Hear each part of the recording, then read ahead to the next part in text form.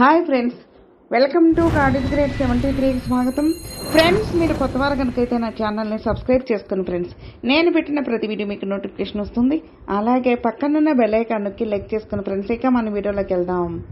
శివయ్య పూజలో పొరపాటున కూడా వీటిని అస్సలు ఉపయోగించకండి. అవేమిటంటే ఇప్పుడు మనం తెలుసుకుందాం. హిందువులు ఎక్కువగా పూజించే దేవుళ్ళలో పరమేశ్వరుడు కూడా ఒకరు. పరమేశ్వరుణ్ణి ఒక్కొక్క ప్రదేశంలో ఒక్కొక్క పేరుతో పిలుస్తూ ఉంటారు. భక్తి శ్రద్ధలతో నిర్మలమైన మనసుతో పరమేశ్వరుని పూజించే ఆ శివయ్య అనుగ్రహం తప్పకుండా కలుగుతుందని భక్తుల నమ్మకం. పరమేశ్వరుడికి పూజ చేయడం మంచిదే, కానీ పొరపాటును కూడా శివయ్య పూజలు కొన్ని తప్పులు చేయకూడదట. తెలిసి తెలియక చేసే కొన్ని తప్పుల వల్ల శని దోషం ఏర్పడుతుందని చెబుతున్నారు. మరి ఎలాంటి పొరపాటు చేయకూడదు అన్న విషయానికి వస్తే, పరమేశ్వరుడికి ఎంతో ప్రీతికరమైన విభూతిని నుదుటిన 3 గీతలు అడ్డంగా ధరించాలి. ఈ విధంగా ధరించడం వల్ల పాపాలు నశిస్తాయని నమ్మకం. శివయ్య పూజల భస్మాన్ని ఉపయోగించాలి. పొరపాటున కూడా శివయ్య పూజలో కుంకుమను అస్సలు ఉపయోగించకూడదు. అంతేకాకుండా శివలింగానికి కుంకుమ బొట్టు పెట్టకూడదు. కేవలం విభూతి గంధంతో మాత్రమే పరమేశ్వరుడిని అలంకరించాలి. అభిషేకంలో జలం, చెరుకు రసం, ద్రాక్ష రసం వంటివి మాత్రమే ఉపయోగించాలి. కొబ్బరి నీళ్లను మాత్రం శివలింగానికి అర్పించరాదు. శివాలయం చుట్టూ చేసే ప్రదక్షిణ విషయంలో కూడా కొన్ని నియమాలు ఉన్నాయి. మిగతా ఆలయాల్లో చేసే విధంగా ప్రదక్షిణలు చేయకూడదని శాస్త్రాలు చెబుతున్నాయి. శివాలయంలో కేవలం చండీ ప్రదక్షిణ మాత్రమే చేయాలి. శివలింగానికి అభిషేకం ఆవు పాలతో చేయాలి. ముఖ్యంగా సోమవారం శివుడికి ఆవు పాలతో అభిషేకం చేయడం అత్యంత ఫలవంతం అని నమ్మకం. అయితే కొంతమంది ప్యాకెట్ పాలతో అభిషేకం నిర్వహిస్తారు. ఇలా చేయడం మంచిది కాదు. పాలను ఒక గ్లాసులోకి తీసుకుని అనంతరం అభిషేకం చేయాలి. సోమవారం నాడు రోజున కైలాసం నుంచి భూమి మీదకు శివుడు వస్తాడని నమ్మకం. కనుక ఈరోజు పూజ చేయడం, ఇంట్లో లేదా శివాలయంలో నువ్వుల నూనెతో దీపారాధన చేయడం, బెల్లం మొక్క నైవేద్యంగా పెట్టడం అత్యంత ఫలవంతమని చెబుతున్నారు. అలాగే పరమేశ్వరుడికి అభిషేకం చేసేటప్పుడు రాగి లేదా స్టీలు పాత్రలు ఉపయోగించకూడదట. శివలింగానికి పాలతో అభిషేకం నిర్వహించిన తరువాత నీరుతో అభిషేకం చేయాలని చెబుతున్నారు. అభిషేకం చేసే సమయంలో మన శరీరంపై ఉన్న చెమట లేదంటే వెంట్రుకలు పొరపాటున కూడా శివయ్య మీద పడకూడదు.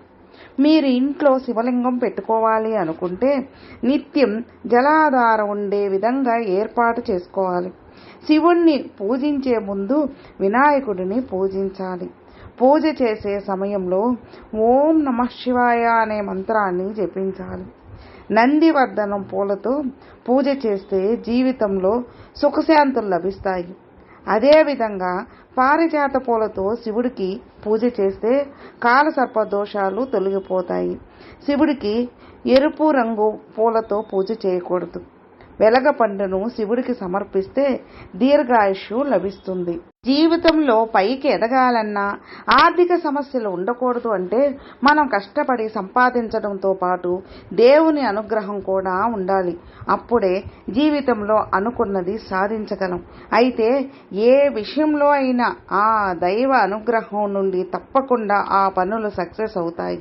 మరి దేవుని అనుగ్రహం కోసం జ్యోతిష శాస్త్రంలో, వాస్తు శాస్త్రంలో ఎన్నో రకాల పరిహారాలు, నియమాలు చెప్పబడ్డాయి. నిత్యం వాటిని అనుసరిస్తూనే ఉంటారు. కానీ కొన్నిసార్లు మనం తెలిసి తెలియక చేసే కొన్ని పనుల వల్ల ఆర్థిక సమస్యలు తలెత్తడంతో పాటు ఆయా దేవుళ్ళ ఆగ్రహానికి బలవుతూ ఉంటారు. అయితే హిందువులు ఎక్కువగా పూజించే దేవులలో శివుడు కూడా ఒకరు.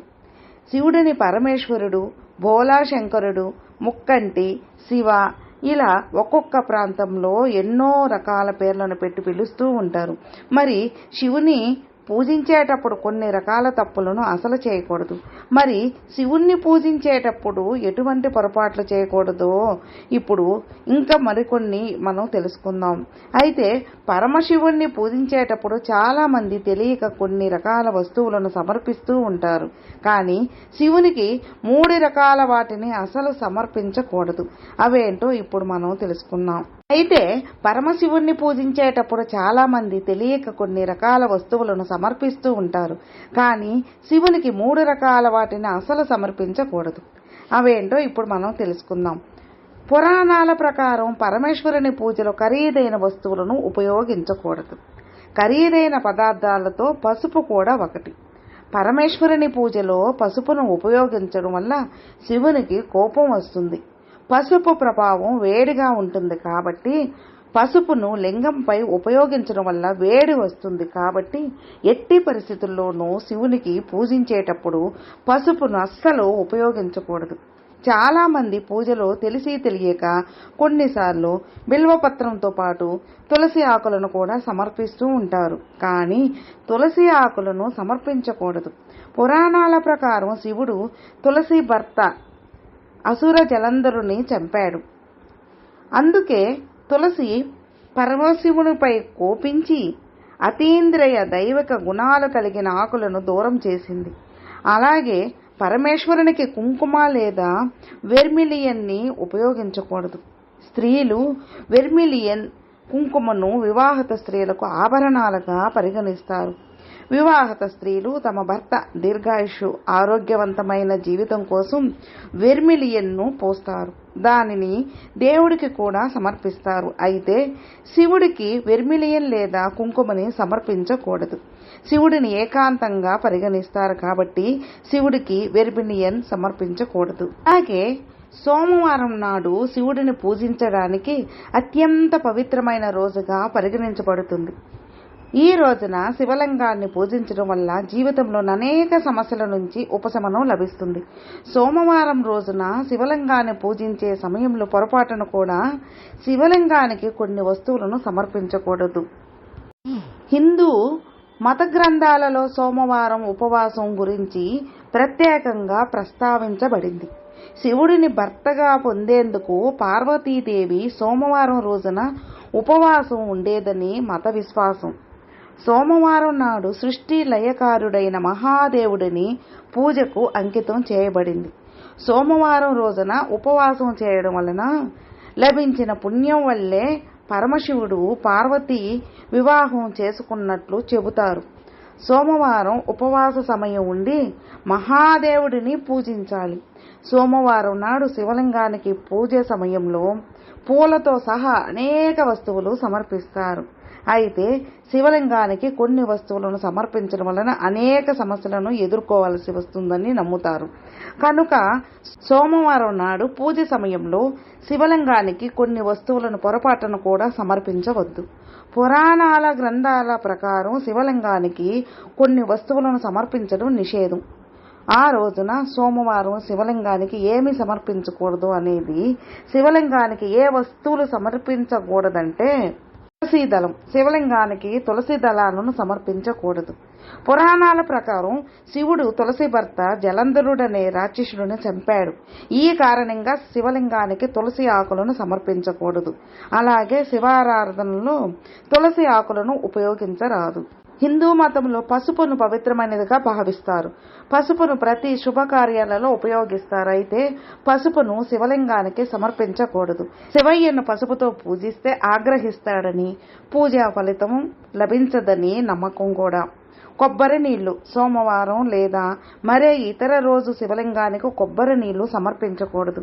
కొబ్బరి నీళ్లలో శివలింగానికి కోపం వస్తుందని మత విశ్వాసం. అలాగే వ్యక్తి జీవితంలో ఆర్థిక ఇబ్బందులను ఎదుర్కోవలసి ఉంటుంది. బియ్యం నూకలు. శివలింగానికి విరిగిన అన్నం అస్సలు నైవేద్యంగా పెట్టకూడదు. విరిగిన బియ్యం అంటే నూకలతో అక్షంతలను ఉపయోగించవద్దు. అదే సమయంలో అటువంటి బియ్యంతో చేసిన పదార్థాలు నైవేద్యంగా పెట్టడం వల్ల శివునికి కోపం వస్తుందని, పూజా ఫలితం ఉండదని ఒక నమ్మకం.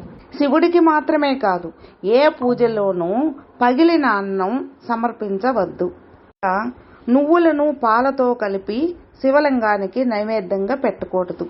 ఫ్రెండ్స్, మీకు ఈ వీడియో నచ్చితే లైక్ చేయండి, మీ ఫ్రెండ్స్కి షేర్ చేయండి. సబ్స్క్రైబ్ చేసుకున్నట్లయితే ప్లీజ్ సబ్స్క్రైబ్ చేసుకోండి. నేను పెట్టిన ప్రతి వీడియో మీకు నోటిఫికేషన్ వస్తుంది. అలాగే మీ అభిప్రాయాన్ని కామెంట్లో మెసేజ్ చేయండి. ఓం నమః శివాయ నమః.